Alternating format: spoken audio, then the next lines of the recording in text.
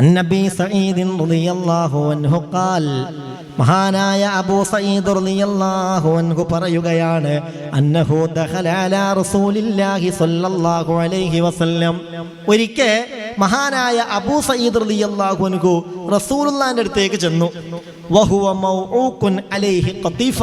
റസൂലുള്ളാഹി തങ്ങൾ പനിച്ചിട്ട് ഇങ്ങനെ വിറച്ച് കിടക്കുകയാണ്. അങ്ങനെ അദ്ദേഹം മുത്തുനബിയെ ഒന്ന് തൊട്ടു നോക്കിയിട്ട് ഫഖാല പറഞ്ഞു, മാ അശദ്ദഹുമ്മാക യാ റസൂലല്ലാഹ്. നബിയേ, ഇതെന്തൊരു പനിയാണ് നബിയേ. അങ്ങയുടെ ശരീരത്തിൽ തട്ടിയപ്പോൾ എൻ്റെ കൈക്ക് തന്നെ പൊള്ളലേറ്റതുപോലെയായി. ഞാൻ അറിയാതെ കൈയൊന്ന് വലിച്ചുപോയി. അത്രയും ശക്തമായ ചൂടാണല്ലോ നബിയേ. ഉടനെ ഫഖാല, ഹബീബായ നബി തങ്ങൾ പറയുകയാണ്, ഇന്നാ കദാലിക യുശദ്ദദു അലൈനൽ ബലാ വയുളാഅഫു ലനൽ അജ്റു. ഞങ്ങളങ്ങനെ തന്നെ. ആരായി ഞങ്ങൾ? മാശറുൽ അംബിയാ. ആരാ ഞങ്ങൾ?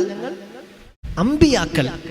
ഇന്നാ കദാലിക, ഞങ്ങൾ അങ്ങനെ തന്നെയാണ്. യുശദ്ദദു അലൈനൽ ബലാ, ഞങ്ങൾക്ക് പരീക്ഷണങ്ങൾ ശക്തിയായിരിക്കും.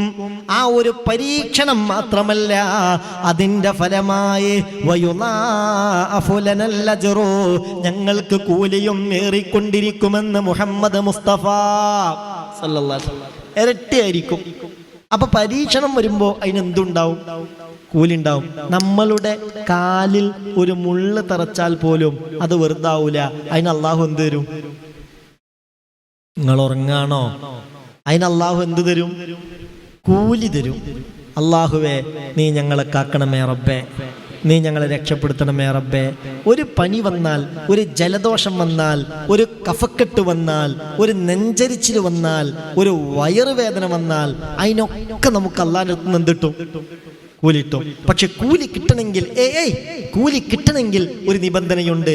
ഇതിൻ്റെ റബ്ബ് എന്നെ പരീക്ഷിക്കുകയാണ്, അതുകൊണ്ട് ഇതിൽ അക്ഷമനാവാൻ പാടില്ല. സബ്റോടുകൂടെ, ക്ഷമയോടുകൂടെ ഞാനിത് സ്വീകരിക്കുന്നു.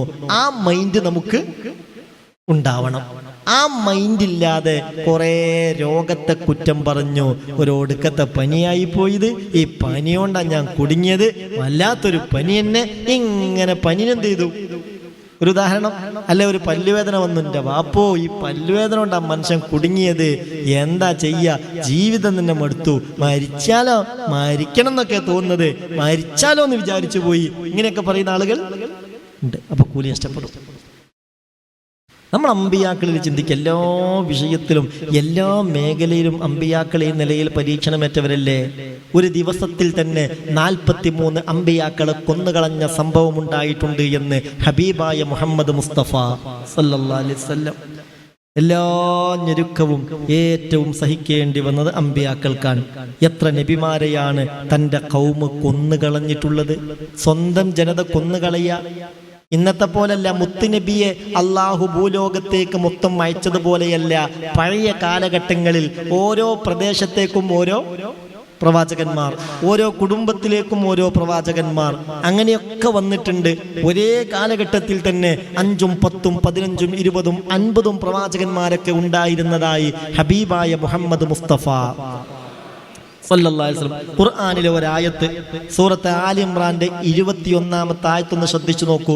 43 നബിമാരെ ഒരൊറ്റ ദിവസത്തിൽ ഖൗമ് കൊന്നുകളഞ്ഞു എന്ന് ബഹുമാനപ്പെട്ട മുഹമ്മദ് മുസ്തഫ. ഇന്നല്ലദീന യക്ഫുറൂന ബിആയാതിനാ ويقتلون النبيين بغير حق ويقتلون الذين يأمرون بالقسط من الناس ഇന്നല്ലദീന യക്ഫുറൂന ബിആയാതിനാ, നമ്മുടെ ദൃഷ്ടാന്തങ്ങളിൽ അവിശ്വസിക്കുന്നവർ, വയഖ്തുലൂന നബിയ്യീന ബിഗൈരി ഹഖ്, നബിമാരെ യാതൊരു അവകാശവും കൂടാതെ കൊന്നുകളഞ്ഞവർ. നബിമാരെ മാത്രമല്ല, വയഖ്തുലൂനല്ലദീന യഅ്മുറൂന ബിൽ ഖിസ്തി മിനന്നാസ്, ആളുകളിൽ നിന്ന് നന്മക്ക് വേണ്ടി നീതിക്ക് വേണ്ടി കൽപ്പിച്ചവരെയും കൊന്നുകളഞ്ഞവർ.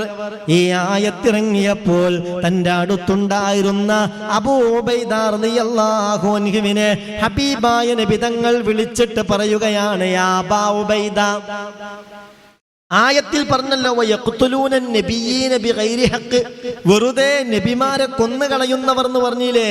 ഈ ആയത്ത് വിശദീകരിച്ചുകൊണ്ട് മുത്തറസൂൽ പറയാണ്, ഖതലത് ബനൂ ഇസ്രായീൽ, ബനൂ ഇസ്രായീലികൾ കൊന്നുകളഞ്ഞിട്ടുണ്ട് 43 നബിയ്യ മിൻ അവ്വലിൻ നഹാരി ഫീ സഅത്തിൻ വാഹിദ,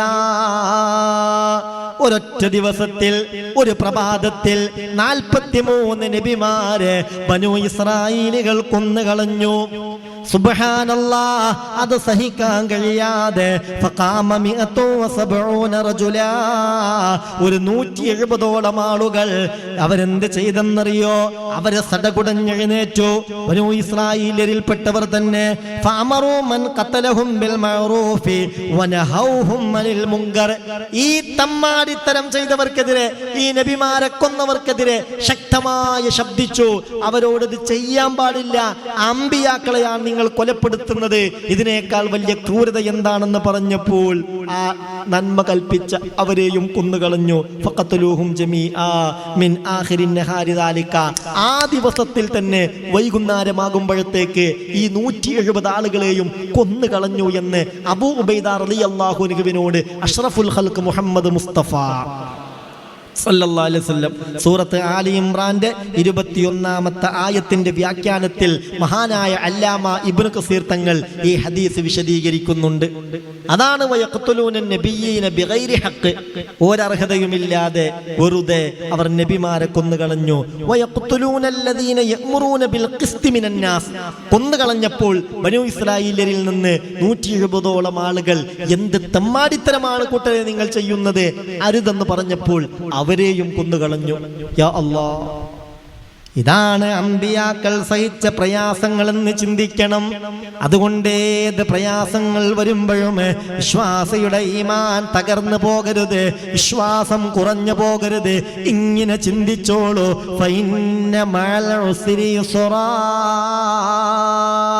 ഈ ഞെരുക്കത്തോടൊപ്പം ഒരു എളുപ്പം വരാനുണ്ട്.